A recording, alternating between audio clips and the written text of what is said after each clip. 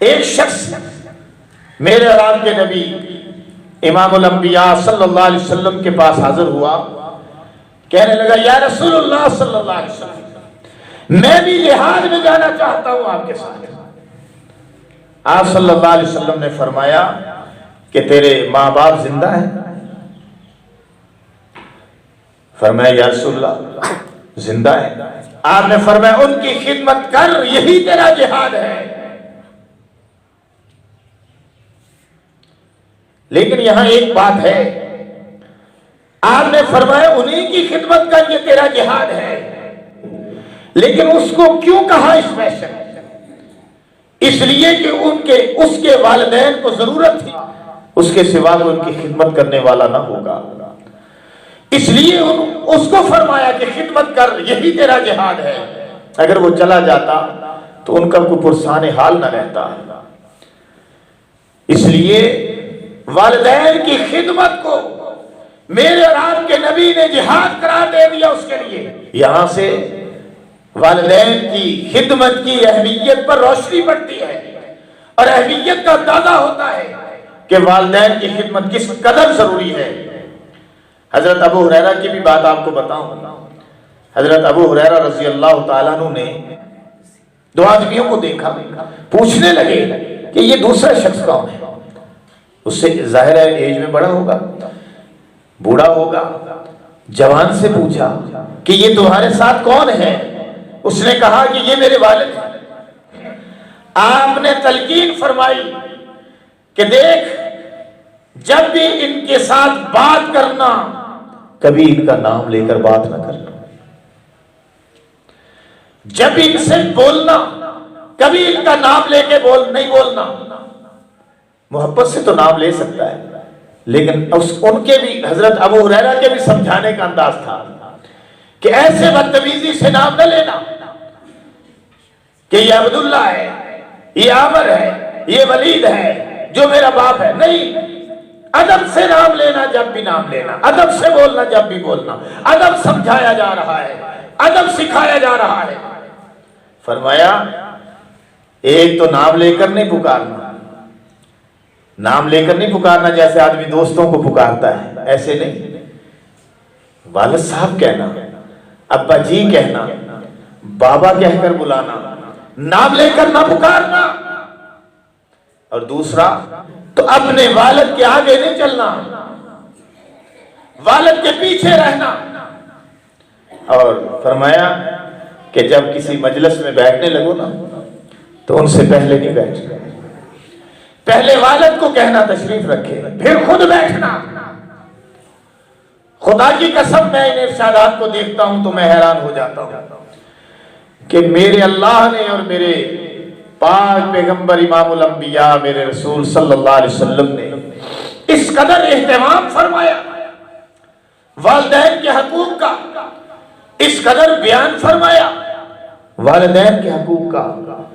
آپ صلی اللہ علیہ وسلم تو حالت یتیمی میں پیدا ہوئے نا، اور والدہ بھی جو ہے وہ جلدی سدھار گئی، دنیا سے چلی گئی، تو حالت یتیمی میں تھے۔ نہ والد کا جو ہے وہ سایہ نصیب ہوا، نہ والدہ کا جو ہے وہ ساتھ نصیب ہوا، لیکن آپ فرمایا کرتے تھے، آپ قبر پہ بھی جایا کرتے تھے اپنی والدہ کی، آنسو بہایا کرتے تھے، دعا فرمایا کرتے تھے۔ آپ فرماتے ہیں کہ اگر میری والدہ حیات ہوتی، میں نماز پڑھ رہا ہوتا، حضور پاک فرماتے ہیں کہ میں محمد نماز پڑھ رہا ہوتا اور وہ مجھے نماز میں آواز دیتی تو میں نماز توڑ کر حاضر ہو جاتا۔ مقصد والدہ کی اہمیت بتانا ہے۔ والدین ہیں، دونوں میں بھی زیادہ آپ کے جو ہے وہ توجہ کے مستحق، آپ کی محبت کے مستحق، آپ کی خدمت کے مستحق دونوں ہیں، لیکن دونوں میں سے جیسے ایک صحابی نے پوچھا یا رسول اللہ صلی اللہ علیہ وسلم، میری توجہات، میری خدمت کے زیادہ مستحق کون ہے، میری والدہ یا میرا والد؟ آپ نے فرمایا تیری والدہ۔ پھر پوچھا یا رسول اللہ اس کے بعد میری توجہ، میری خدمت کا مستحق کون؟ آپ نے فرمایا تیری والدہ۔ پھر پوچھا یا رسول اللہ صلی اللہ علیہ وسلم، اس کے بعد فرمایا تیری والدہ، چوتھی مرتبہ جب اس نے استفسار کیا تو میرے رب کے رسول محبوب رب العالمین صلی اللہ علیہ وسلم نے ارشاد فرمایا تیرا والد ہے۔ حالانکہ والد کی کوئی اہمیت کم نہیں ہے، لیکن والدہ کی اہمیت زیادہ ہے، قرآن نے بھی اسے زیادہ ہی بیان کیا ہے۔ کیا وجہ؟ وجہ یہ کہ والدہ نے پیٹ میں بھی تو اٹھایا ہے نا، والدہ نے اپنا بلڈ دے کر 9 مہینے تک اس کی پرورش کی ہے، والدہ نے اسے دودھ پلایا ہے، والدہ نے اسے تکلیف اٹھا کر جنم دیا ہے، قرآن نے بھی اسے بیان کیا ہے۔ پھر والدہ نے اس کو بچپن میں اپنی گود میں لٹا کر پھر اس کی ساری ضرورتوں کو پورا کر کے، جب وہ نہ بول سکتا تھا، نہ چل سکتا تھا، نہ کچھ مانگ سکتا تھا، اس وقت والدہ نے اس کے سارے خیال رکھے ہیں۔ خود تو گیلے بستر پہ سو جاتی تھی، اس کو خشک بستر پہ سلاتی تھی۔ آج تو نیپی کا رواج ہے، وہ کیا چڑھا دیتے ہیں بچوں کو، پیمپر چڑھا دیتے ہیں، پیمپر کا رواج ہے آج کل۔ تو والدہ بھی اس کا بھی بستر خشک رہتا ہے اور وہ اپنا کام چلاتا رہتا ہے پیمپر میں ہی، صبح اٹھے پیمپر بدل دیا۔ والدہ نے اس طرح پرورش کی، والد نے تو کما کر دیا نا، والد تو باہر چلے جاتے تھے، دنیا کی سختیاں اٹھاتے تھے، کما کے لاتے تھے، والدہ بھی کھاتی تھی، وہ بھی کھاتے تھے، یہ بھی خدمت کوئی کام نہیں۔ لیکن جو والدہ سختی برداشت کر رہی تھی، آپ کو تو پتا ہے کہ جب نیو بیبی بورن ہوتا ہے تو اس کے بعد مہینہ 1.5 مہینے تک کس قدر تکلیف اٹھاتی ہے، اور پھر اس کے بعد جب بچہ بے چین ہوتا ہے، بے قرار ہوتا ہے، بیمار ہوتا ہے، ساری رات والدہ لے کے بیٹھی رہتی ہے۔ ابا جی پھر بھی سو جاتے ہیں، کہتے میں سویرے کام پہ جانا، وہ کہتی تو سو جا، میں بیٹھی رہی۔ پھر بھی والدہ جو ہے اس کے لیے تکلیف اٹھا رہی ہوتی ہے۔ کبھی نہیں ایسا ہوتا کہ والدہ نے بچے کو پھینک دیا ہو اور خوش ہو گئی ہو، کبھی نہیں ایسا ہو سکتا۔ ایک رات کا بدلہ تو نہیں دے سکتا اپنی والدہ کا، ایک رات کا بدلہ اپنی والدہ کی تکلیف کا نہیں دے سکتا۔ تو اس لیے پاک پیغمبر سے جب صحابی نے پوچھا، استفسار کیا، تو آپ نے 3 مرتبہ والدہ ہی کا کہا، 4تھی مرتبہ والد کا کہا۔